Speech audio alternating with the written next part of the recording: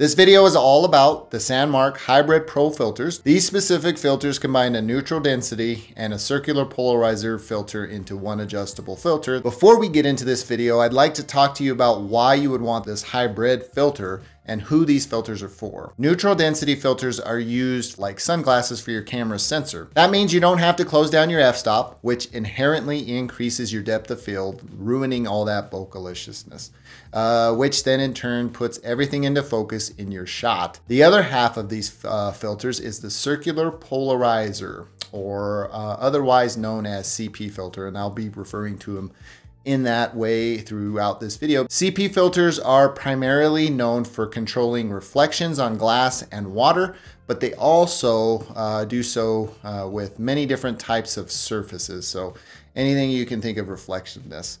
CP filters also improve contrast, increase color saturation, remove atmospheric haze, and are known to provide some level of neutral density element as well. The CP element give you a pop of color and reduced glare and reflections by targeting specific wavelengths of light that are, invisible to your eye as you turn the filter from end to end on your lens, because these are adjustable. So that was oversimplified. In the interest of time and my actual knowledge and the science behind how filters work, let's move on to why you would want the SANDMARC Hybrid Pro Filters. In the box, you get 3 hybrid filters, an ND16, an ND32, and an ND64, and a carrying case to house all 3 of these filters.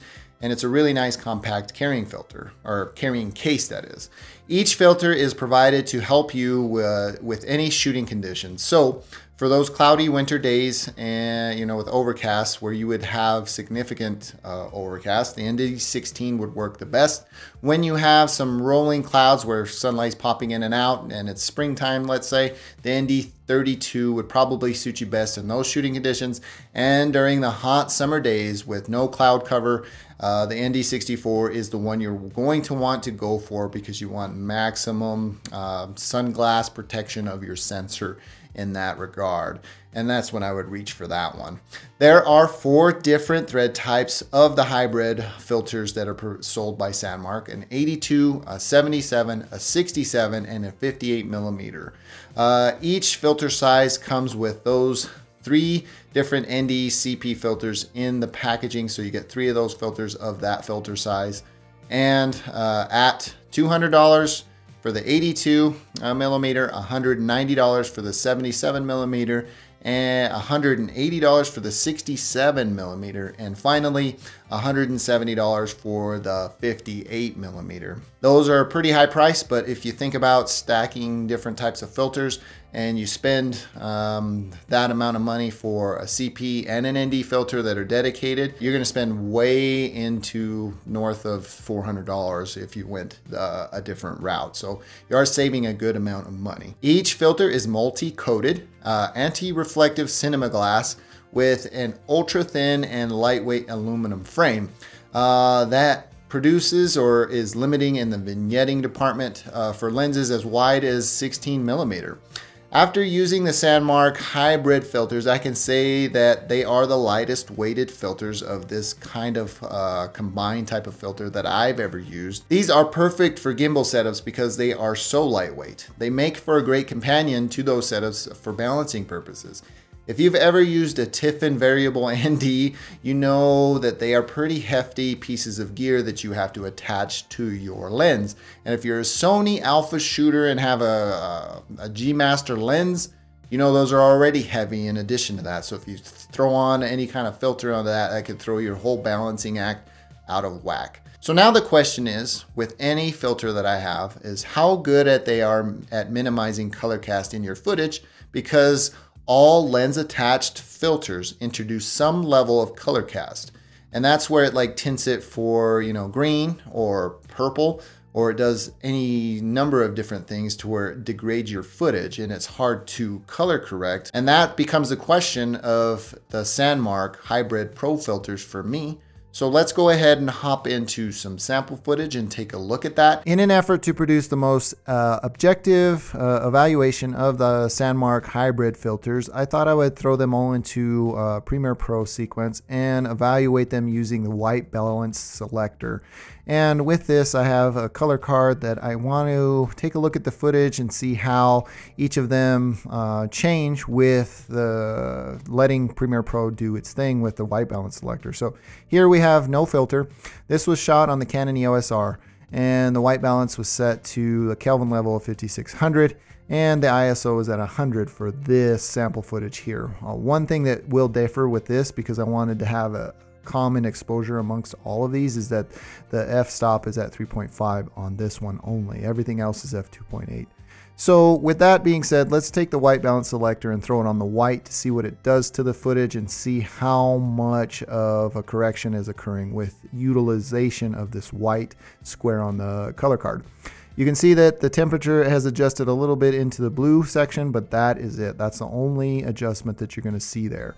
I want to undo that because I'm going to throw that on the gray card and see how it adjusts there, so we can set the white balance there. You can see it moved into a much cooler temperature at a negative 11.5, and it also moved into introducing a little bit of green tint, so negative 5.1. That being said, let's move on to the ND16 and do the same exact thing. Grab the white balance selector, throw it on the white and see what happens. Looks like it moves much more into the blue and a little bit into the green. And we're going to go ahead and undo that. And then do the same thing that we did with the non-filter, so we can get common exposures. So the footage looks almost exactly the same. You can see there's negative 14.2 into the blue, and it moves a little bit into the green, a little bit further into the green. Moving on to the ND32. Let's grab this, throw it on the white and see what happens. Moves way into the blue and a little bit into the green. Let's go ahead and undo that now and throw it on the gray card to normalize the color temperature and the white balance. You can see that it's negative 16 and negative 7.1. And finally, let's go on to ND64, throw it on the white just to see what happens. This one has a little bit of tint that goes into the purple range. That's the only difference with this one, because it's a lot heavier ND, I guess. That's probably why that's moving in that direction on this one. But again, it's also moving into the blue, so we're going to go ahead and undo that. Grab it and throw it on the white balance card. Now they all look exactly the same, but this one is heavy on the blue. It's moving into the cooler temperature, and it moves into the tint of the purple. So all of this footage looks exactly the same to me. And I have a color calibrated iMac Pro display, and all of this footage looks exactly the same to me now. So to give you a little bit more of my thoughts on usage of these SANDMARC filters in a subjective environment where I was shooting my family inside of my truck and also filming my truck, you can see that these help a lot with reducing glare. If we scrub the timeline a little bit here, and you can see an actual human person, my wife's inside my truck, you can actually make a heads or tails of what's behind the glass there. This is with it all the way open, so the filter's all the way open, and I close it down a little bit, making a little bit of rotational adjustment to it. You can actually see through the glass. So another thing with these filters is that if you shoot or film vehicles a lot, this is something you're going to want. These filters are definitely an value add to your shooting setup, because you can see that the truck here without the filter or making adjustments to it is going to be super reflective. But if you jump over to this where I'm making adjustments to it, you can almost get rid of all of the reflectiveness in the vehicle. Because the truck is at an angle, you're still going to get some reflectiveness just the way that the light refracts off that. But you can move that, make this a little bit more reflective, and remove all reflections there. So if you shoot vehicles or film vehicles on the regular, these filters are absolutely worth their weight in gold. If you're interested in pricing and availability at the time of this video, feel free to hit the links in the description. Full disclosure, those are my affiliate links, so you shopping through them, I get a little bit of kickback, but it costs you nothing in addition. It's just a way for you to support content creation here on this channel. And if you shop through those, I would sincerely appreciate it. Another thing that I want to disclose is that SANDMARC did send these filters out to me for testing and review. Without them, this video would not have been possible. The Outside of that, they only provided the filters and that was it. Everything else is my own thoughts and how I feel about these filters in a workflow type situation that you experienced in this video. Well, that about does it for me in this one. If you like this video, please feel free to give me a thumbs up. If you didn't, you know what to do. Thank you for taking the time to watch. I am Tomas and I will catch you in the next one.